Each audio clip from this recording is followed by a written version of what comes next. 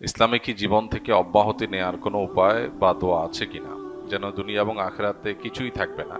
এরকমটা কি সম্ভব? আমার কাজের কারণে পরকালের শাস্তি ছাড়া আর কিছুই দেখছি না। মানুষের তওবারও একটা লিমিট থাকে, আমার সেটাও নাই।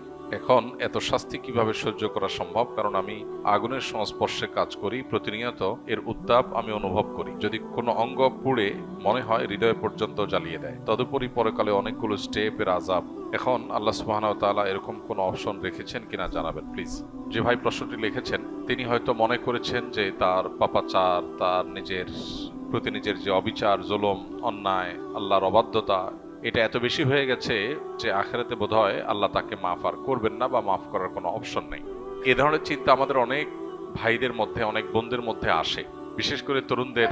এবং একটা বয়সে মানুষ যখন নানা ধরনের অনাচারে ডুবে থেকে নিজের জীবনকে ধ্বংসের দ্বারপ্রান্তে নিয়ে যায়, তখন এই ধরনের চিন্তা ভাবনা আমাদের অনেকের মধ্যে চলে আসে। তো এই ধরনের চিন্তা ভাবনা যাদের মধ্যে আসে তাদের আল্লাহ সুবহানাহু ওয়া তাআলা বলেছেন, লা তাকনাতু মির রাহমাতিল্লাহ ইন্নাল্লাহা ইয়াগফিরু যুনুবা জামিআ। তোমরা আল্লাহর রহমত থেকে নিরাশ হইও না, আশা ছেড়ে দিও না, কারণ আল্লাহ তাআলা সকল গুনাহ মাফ করবেন।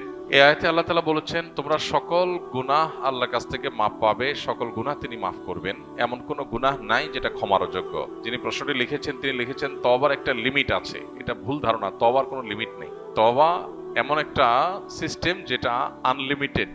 বান্দার তওবার কোনো লিমিটেশন নাই যে আল্লাহ এর পরে আর মাফ করবেন না, এমন কোনো কথা কোরআন হাদিসে কোথাও বলা হয়নি। বরং বান্দার পাপ বা অপরাধ যত বেশি হোক না কেন, আল্লাহর ক্ষমাশীলতা তার চাইতে অনেক বেশি। কেউ যদি মনে করে যে আমার পাপাচার এত বেশি হয়ে গেছে যে আল্লাহ মাফ করতে পারবেন না, তিনি তার পাপাচারকে আল্লাহর ক্ষমাশীলতার চাইতে বড় মনে করেন, বেশি মনে করেন, যেটা আল্লাহ সম্পর্কে তার ভুল ধারণা। তো এই ধরনের নৈরাশ্য শয়তান মানুষের মধ্যে সৃষ্টি করে। আল্লাহ বলেছেন ওয়ালা ইয়াসমির রাহিল্লাহি ইল্লাল কওমুল কাফিরুন। আল্লাহর রহমত থেকে অবিশ্বাসী সম্প্রদায় ছাড়া, কাফির ছাড়া অন্য কেউ আর আশা ছাড়ে না। রহমতের আশা কেউ ছাড়তে পারে না।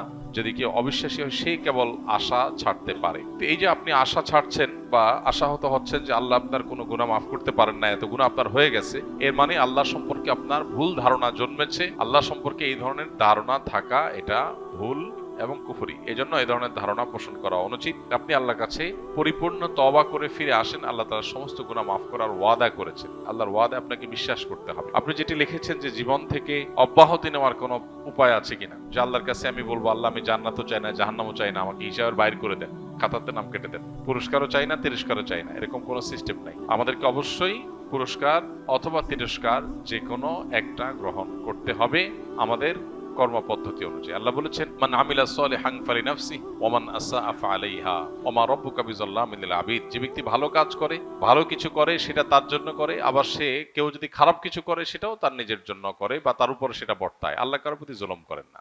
যা মানুষ পায় সেটা তার কর্মের ফল। তো নৈরাশ্য বা আশাহত হওয়া এটা শয়তান মানুষের মধ্যে সৃষ্টি করে। আমাদের শয়তানের বিরুদ্ধে সংগ্রাম করতে হবে। নিরাশ হওয়া চলবে না।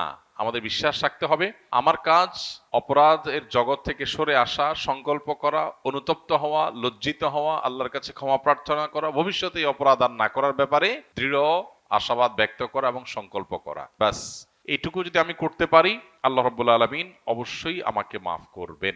আমরা অনেকে মনে করি যে শিরকের অপরাধ আল্লাহ মাফ করবেন না।